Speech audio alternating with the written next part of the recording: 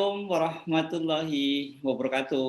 Apa kabar Anda semua? Senang sekali saya Rizky Arif dari Forum News Network masih terus bisa menjumpai Anda semua. Sejak kemarin ini sebuah video tentang jebakan utang Cina terhadap sejumlah negara di dunia beredar di dunia maya. Videonya ini diambil dari tayangan World in One News atau WION dari televisi India.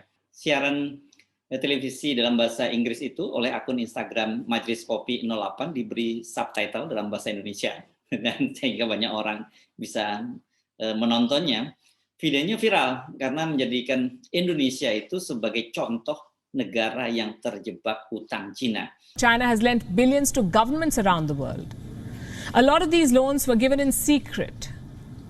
We're calling them China's hidden loans. And they're burning a hole in the pockets of the borrowers. If China's economy collapses, these countries will all suffer. And that's just part of the problem. Hidden debt hurts all of these countries. Let me give you the example of Indonesia here. Indonesia wanted to build a railway line, so it borrowed money from China. It was a very bad idea. Indonesia is learning the hard way. It took $4.5 billion from China for this railway line. The project was launched in 2015. 6 years later, the cost of the project has shot up to well over $8 billion, from $4.5 to $8 billion, almost double of what was initially agreed. Now, what do? You cannot abandon the project midway. So Indonesia is dipping into its own state budget to pay for this railway line. And this could be just the beginning of its troubles. Most of the money Indonesia has borrowed from China is off the books. It is hidden debt. It is not reflected in official books. Officially, Indonesia owes China close to $5 billion. Unofficially, Indonesia reportedly owes China close to $23 billion. That's $18 billion of hidden debt. 78% of Indonesia's debt to China is hidden. Who took these loans? Indonesian government entities. And these are very risky borrowings. The loans were given without sovereign guarantees, meaning if the borrowers go bankrupt, the Indonesian government will face pressure to bail out. They will have to pay that money. It's a trap. Video tersebut sejak dipublish hari Jumat kemarin kalau nggak salah saya, tanggal 29 Oktober 2021 hingga Sabtu siang ini sudah disukai oleh atau di-like oleh 6.755 orang dengan 819 komen. Belum lagi yang di-share melalui WhatsApp group ya, jumlahnya dipastikan jauh lebih banyak. Pokoknya viral deh video ini. Narasi yang disampaikan oleh penyiar wanita tersebut menyoal pembangunan kereta api cepat Cina dan adanya utang tersembunyi alias hidden debt. Anda ingat ya, soal ini memang di Indonesia sendiri juga sangat heboh berkaitan dengan kereta api cepat Cina ini. Dan juga adanya utang tersembunyi. Dan sang penyiar ini mengingatkan bila terjadi apa-apa pada ekonomi Cina, apalagi kalau kemudian ekonomi Cina kolaps, maka dampaknya terhadap negara-negara yang punya utang terhadap Cina ini juga akan luar biasa, khususnya buat Indonesia. Karena bagaimanapun Indonesia ini belakangan ini di rezim pemerintahan Jokowi ini memang ketergantungannya terhadap pemerintah Cina itu sangat tinggi. Isu utang tersembunyi, kemudian jebakan utang Cina melalui pembangunan kereta api cepat Jakarta-Bandung ini sesungguhnya sudah lama menjadi sorotan dia di dalam negeri oleh banyak kalangan di dalam negeri. Tapi memang media internasional itu belum terlalu menyorotinya. Hanya pada waktu itu media-media Jepang. Ini tentu saja berkaitan dengan sejarah di balik rencana pembangunan kereta api cepat maksud saya kereta api cepat Jakarta-Bandung ini. Apalagi setelah Presiden Jokowi itu mengeluarkan perpres memutuskan untuk merogoh APBN untuk menambal modal perusahaan BUMN yang terlibat dalam konsorsium pembangunan kereta api cepat Cina serta mengcover kenaikan biaya pembangunannya. Wajar kalau orang kemudian terkejut ya dengan keputusan Presiden Jokowi ini. Orang masih teringatkan pada awal pembangunan dulu ketika Presiden Jokowi melakukan groundbreaking nih, foto-fotonya seperti ini ketika melakukan groundbreaking. Pada waktu itu dengan gagah Presiden Jokowi menyatakan bahwa tidak akan menggunakan dana APBN dan juga tidak akan memberikan jaminan. Ini urusannya betul-betul business to business. Jadi kalau terjadi apa-apa, yaitu risiko yang harus ditanggung oleh perusahaan-perusahaan yang terlibat. Walaupun kita tidak bisa menutup mata bahwa yang dilibatkan adalah perusahaan-perusahaan negara atau BUMN. Dan biasanya kan BUMN ini ada yang disebut namanya skema PMN atau pernyataan modal negara. Jadi ujung-ujungnya sebenarnya juga itu duit negara. Tetapi tidak seperti sekarang ini bahwa Presiden Jokowi langsung memutuskan akan merogoh APBN untuk menambal kekurangan modal dan juga membengkaknya biaya pembangunan kereta api cepat Cina ini. Skema ini yang pada waktu itu menjadi alasan bahwa skema bisnis to bisnis, bahwa pemerintah tidak akan ada jaminan terhadap proyek, itulah yang menjadi dasar atau alasan pemerintah kemudian lebih memilih kereta api yang berasal dari Cina, padahal usulan proyek tersebut sebelumnya kan datangnya, Anda masih ingat pasti itu datangnya dari Jepang. Jepang itu sudah melakukan studi kelayakan selama 3 tahun dengan biaya yang tidak kecil. Pada waktu itu yang menawarkan proposal pembangunan ke pemerintah Indonesia itu melalui Japan International Corporation Agency atau JICA. JICA kabarnya juga sudah menggelontorkan modal sampai 3,5 juta US dollar sejak tahun 2014 untuk mendanai studi kelayakannya. Nilai investasi waktu itu yang ditawarkan oleh Jepang itu, hitungannya Jepang ini 6,2 miliar US dollar. Di mana 75%-nya itu dibiayai oleh Jepang berupa pinjaman bertenor 40 tahun dengan bunga 0,1% per tahun. Tetapi pemerintah Jepang tetapi pemerintah Jepang atau JICA waktu itu mensyaratkan ini harus ada jaminan dari pemerintah. Nah, belakangan di tengah lobi Jepang itu tiba-tiba saja Cina ini muncul dan dia menyalip di tikungan. Mereka juga kemudian melakukan studi kelayakan. Presiden Jokowi akhirnya memutuskan memilih Cina itu meskipun bunga pinjaman yang ditawarkan lebih tinggi daripada proposal Jepang. Pertimbangan utama dari pemerintah Indonesia karena Cina berjanji bahwa pembangunan kereta cepat Jakarta-Bandung ini tidak akan menggunakan dana APBN. Ya, harus ini Anda perlu catat ya bahwa Cina dan juga seperti dikatakan oleh Presiden Jokowi menjanjikan tidak akan menggunakan dana APBN alias dijalankan skema murni dari business to business, B2B gitu biasanya orang menyebutnya. Biaya yang ditawarkan oleh Cina itu juga lebih murah. Itu awal jadi waktu itu biayanya sebesar 6,07 miliar. Ini lebih rendah daripada Jepang. Mereka juga menawarkan tenor pembayarannya itu 40 tahun dari China Development Bank dengan 10 tahun grace period dan 30 tahun pengembalian. Bunganya 2%. Memang lebih tinggi ini dari Jepang. Tetapi sekali lagi China menawarkan skemanya business to business. Salah satu tokoh yang pada waktu itu sangat bersemangat untuk mendukung proyek kereta api cepat dari Cina ini adalah Menteri BUMN yang pada waktu itu dijabat oleh Rini Sumarno. Tentu saja keputusan pemerintah ini membuat pemerintah Jepang uring-uringan dan hubungan Indonesia itu sempat terganggu karena keputusan pemerintahan Jokowi lebih memilih Cina dibandingkan Jepang. Nah, tetapi sekarang ini di tengah jalan tiba-tiba awalnya proyek yang disebut hanya sekitar 6,07 triliun, awalnya disebut hanya 6,07 miliar US dollar tuh tiba-tiba terus membengkak dan sekarang kabar yang terbaru itu mencapai 8,6 miliar atau kira-kira kalau sebelumnya hanya sekitar 85 triliun, sekarang itu membengkak sampai 114 triliun rupiah. Dan tentu saja mereka punya alasan. Alasan molornya ini karena apa? Tentu saja Cina punya alasan mengapa kemudian biayanya terus membengkak. Ini antara lain ada molornya jalur pembangunan karena pandemi dan juga soal pembebasan lahan. Banyak yang terkejut ya ketika ketika biayanya itu membengkak.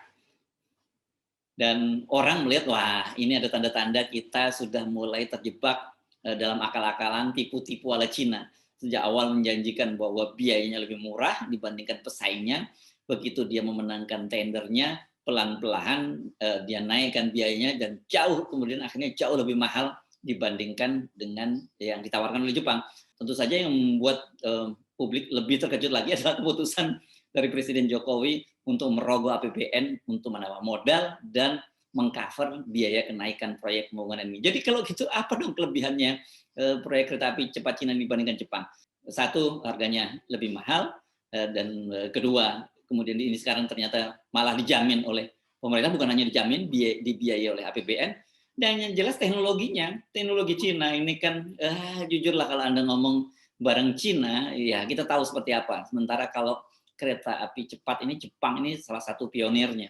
Hanya pada waktu itu memang pemerintah juga mendasarkan bahwa kalau Jepang ini membantu tapi tidak ada transfer teknologi, Tapi kalau Cina ada transfer teknologi, ya tapi teknologinya ini kan dalam beberapa tahun yang akan datang juga udah ketinggalan zaman. Jadi sebenarnya memang ini betul-betul kita kena jebakan Batman dari utang Cina. Sebenarnya bagi yang paham gaya Cina menjebak negara-negara lain melalui skema utang itu nggak terlalu mengejutkan. Harusnya sejak awal pemerintah kita juga paham lah itu. Gaya ini kan sudah diterapkan di negara-negara lain, terutama negara-negara miskin di Afrika, kemudian di Eropa Timur, di Asia Selatan, dan juga di Asia Tenggara. Ada loh, ini ada negara-negara yang sudah terjebak dalam utang Cina, yakni Laos dan Kamboja. Ini semuanya negara miskin. Bengkaknya anggaran ini, selain membahayakan APBN, itu bisa menjadi penyebab proyek ini juga mangkrak.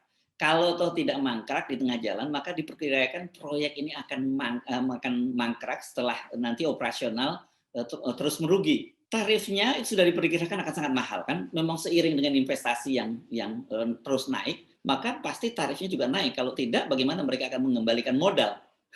Kalau banyak yang menghitung bahwa nggak mungkin itu akan kembali dalam 40 tahun. Bahkan kalau Anda ingat, ekonom Faisal Basri menyebutkan secara hiperbola, dia menyatakan sampai kiamat pun nggak akan balik. Itu menunjukkan betapa bahwa biaya membengkaknya biaya kereta api biaya kereta api cepat Cina itu sudah nggak masuk akal. Mengapa kesimpulannya sampai kiamat pun tidak akan naik? Ya karena kalau tiketnya akan sangat mahal, orang tentu tidak mau menggunakan ini. Apalagi kemudian ternyata itu stasiun keretanya itu meskipun jaraknya cepat hanya 45 sampai 46 menit, tapi itu kan stasiunnya di Bandung itu ada 2 stasiun yang pertama dibangun di Padalarang, masih jauh. Jadi kalau Anda turun di Padalarang, Anda harus menyambung lagi dengan naik kereta yang menuju Cimahi dan Kota Bandung. Jarak tempuhnya itu 18 menit. Tetapi frekuensi keretanya disebutkan bahwa ada kalau dalam peak hours atau di jam-jam sibuk itu setiap 20 menit. Kalau tidak dalam jam sibuk itu 30 menit. Jadi artinya katakanlah normal Anda naik 46 menit tambah 18 menit menuju ke Bandung itu sudah 1 jam lebih. Dan kalau Anda miss ketika Anda tiba ternyata tidak ada kereta yang menghubungkan atau feeder menuju Bandung, Anda mesti menunggu 30 menit lagi. Juga 1,5 jam dengan harga yang lebih mahal. Nah, kalau penumpang kemudian tidak mau menggunakan, ya akan rugi secara operasional dan ujung-ujungnya ini akan mangkrak juga. Banyak sekali kasus yang kita bisa jadikan sebagai contoh proyek yang mangkrak di era pemerintahan Jokowi ini. LRT di Palembang itu sekarang ini mangkrak karena pemerintah provinsinya tidak mau mensubsidinya. Karena operasionalnya sangat mahal. Kemudian kereta bandara.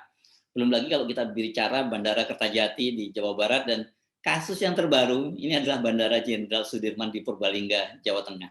Belum lama diresmikan oleh Presiden Jokowi pada satu penerbangan, ya waktu itu Citylink yang terbang menghubungkan Jakarta ke Purbalingga dan kemudian dilanjutkan ke Surabaya. Kalau saya tidak salah begitu, ya sekarang tiba-tiba Citylink juga menghentikan operasionalnya. Ya, penumpangnya sepi, jadi tentu saja ini akan membuat perusahaan-perusahaan atau maskapai penerbangan menjadi merugi. Soal lain yang mesti diperhatikan dan juga disinggung oleh si penyiar perempuan dari India tadi adalah situasi domestik Cina yang kini dibayang-bayangi krisis ekonomi dan keuangan. Sejumlah perusahaan Cina itu diambang bangkrut karena utang yang sangat besar. Salah satunya yang membuat heboh adalah perusahaan properti raksasa Evergrande gitu. Dia terancam bangkrut dan tidak bisa membayar utangnya sebesar 300 miliar US dollar. Anda tahu berapa itu kalau kita kurs ke dalam rupiah? Itu kira-kira angkanya sebesar 4.290 triliun. Angka 4.209 triliun ini kira-kira kalau kita bandingkan dengan APBN kita tahun 2021 itu 2 kali lipat. APBN kita tahun 2021 itu kan sebesar 2.750. Bayangkan, satu perusahaan utangnya hampir 2 kali lipat dari APBN kita 1 tahun. Dan ternyata yang akan bangkrut itu bukan hanya Evergrande, ada beberapa perusahaan lain. Setidaknya media internasional menyebutkan ada 3 perusahaan lain selain Evergrande yang terancam bangkrut dan tidak bisa membayar utangnya. Perusahaan-perusahaan yang tidak membayar utang ini karena dia perusahaan raksasa itu dampaknya memang luar biasa. Imbasnya tidak hanya kepada pemerintahan Cina, tetapi akan juga berpengaruh terhadap keuangan global dan khususnya Indonesia, apalagi Indonesia ini sangat bergantung pada Cina. Hal itu juga diakui oleh Gubernur Bank Indonesia Peri Warjio, yang mengakui bahwa ini akan berdampak secara global dan tentu Indonesia masuk di dalamnya. Jadi peringatan media dari India tadi nggak bisa dianggap main-main. Kita mungkin bisa ketawa-ketawa membaca beritanya karena menganggap bahwa oh sekarang pemerintahan Jokowi ditertawakan oleh media internasional. Tapi sebenarnya Anda tahu kan dampaknya apabila kita kena jebakan utang. Yang akan merasakan itu ya kita sebagai rakyat. Karena bagaimanapun APBN itu kan diperoleh sebagian selain dari utang juga dari pajak kita. Itu adalah salah satu penerimaan pemerintah. Nah, memang sekarang ini betul-betul seperti dikatakan oleh pemerintah, seperti dikatakan oleh media India tadi, Indonesia saat ini sudah kena tipu-tipu dan jebakan Batman utang Cina. Saya kalau ngomongin kereta api cepat Cina ini jadi teringat sebuah lagu di masa kecil. Anda pasti ingat ya. Naik kereta api, tut tut tut, siapa mau bangkrut? Ke Bandung, Surabaya, janganlah naik kereta Cina. Nggak, saya cuma bercanda. Tapi daripada ada stres memikirkan hutang yang dibuat oleh pemerintah, saya kira lebih baik kita bersenandung. Saya Hersibnu Arif, sampai jumpa lagi. Wassalamualaikum warahmatullahi wabarakatuh.